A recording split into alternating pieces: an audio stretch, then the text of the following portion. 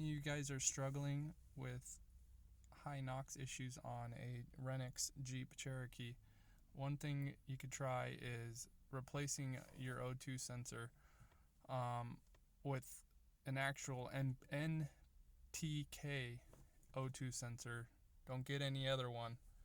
For some reason, the Renix Jeeps are pretty particular on their O2 sensors. I went through a major rabbit hole on this Jeep because I did replace the O2 sensor with a brand new one a friend had, but unfortunately it wasn't working, and I didn't have a real good way of telling that it wasn't working. But yeah, on this Jeep, I cleaned the EGR. I replaced the EGR after doing that because I kept failing Smog over and over again for very high NOx.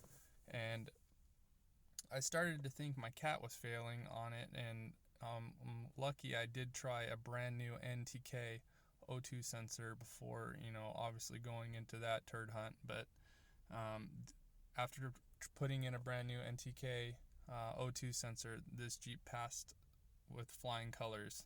It actually smogged really clean, and I was really happy with the results. So definitely give that a shot before you waste a lot of money. Alright guys.